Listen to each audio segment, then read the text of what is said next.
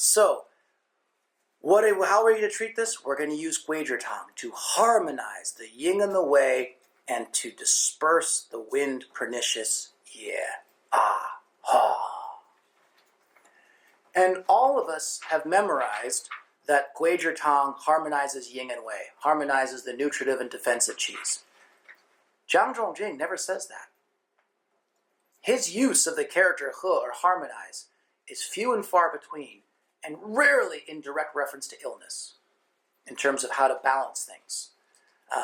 So that famous phrase that we all memorized, that Guizhi-Tang does this, was not from Zhang Zhongjing. It was from Cheng Wu Ji. So just as with these material medicas, and we have these beliefs of these herbs that were written, somebody made a comment based on somebody else's comment on something else, everyone here thinks it's a harmonizing formula, which is a beautifully harmonizing formula, but the one who came out and said, Guizhi-Tang harmonizes the nutritive and defense qi, Cheng Wu Ji, not Zhang Zhongjing. It's how someone studied this formula of what it's doing and gave it a title. So, let's look at Guizhi-Tang. So we look at Guizhi-Tang, and Cheng Wu Ji, like everyone else, the study of flavor in nature is what makes every formula make sense. And so with that in mind, he writes Guizhi, the first herb. He says san liang, 3 liang, get rid of the pi, the skin or the bark, and then he adds the flavor. And he says the flavor is ping, xin and re. It is acrid and hot. And so right in his description, in the book, I'll move slowly so we can focus carefully. Here he is, he's got his character, and he puts in flavor in nature.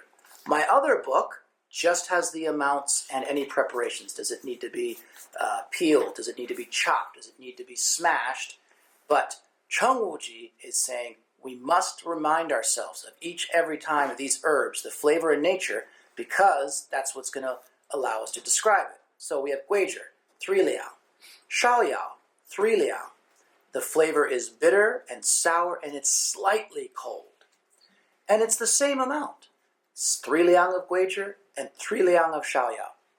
Then we have Gancao, 2 liang, and then it says it is zhi, or prepared with the honey character, the character that means it was cooked that way.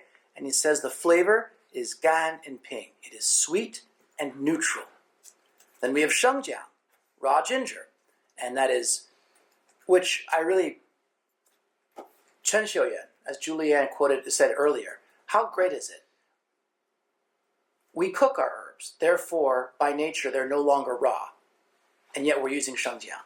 And so it's about understanding these ideas of how it's going in, and what you want its properties to be, and how juicy you want it to be, and whether it's been literally steamed and then dried under the eaves 9 times. All of these things. So we have raw ginger, we have 3 liang, needs to be cut. This is going to become very important in terms of what I'm talking to you about. These directions become huge as we want to become more successful. And then the flavor is acrid and warm. So Guizhi was hot, Shengjiang is warm. Then we have dazao, red dates, the jujubes. And it says 12 of them chopped. The flavor is sweet and warm. JulieAnn will do a great job of talking about amounts and what is a liang. And I'm just going to use the word liang every time here because they do. And the most important thing to understand is that no one really knows what a liang was back then. If you happen to have the Mitchell Wiseman Feng Ye book, is it in the beginning or the back, or where is it? It's in the beginning. They talk about it. Somewhere in the book, I know that they do there's arguments all over the place of what they were.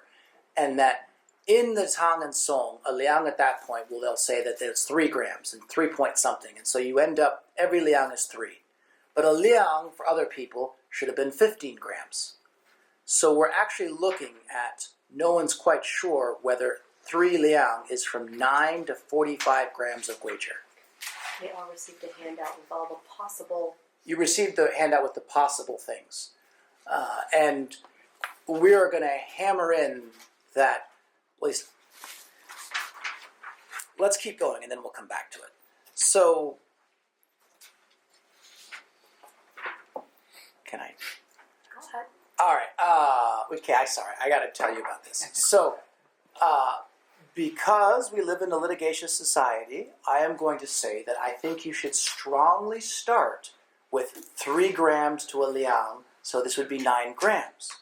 But should you not notice your patients getting better, or should you yourself be sick, or someone that you know well and are confident of their constitution, I strongly urge you to realize that perhaps the dosages are not 3 and maybe should be times 12 or times 15. And then I will, of course, point out to you that we routinely prescribe anywhere between 30 to 60 to 90 grams of mahuang in a dose. There's people keeling over out there probably in the world. And you can't do that out there because you don't live in China. So it's illegal here. Don't do that. Cover my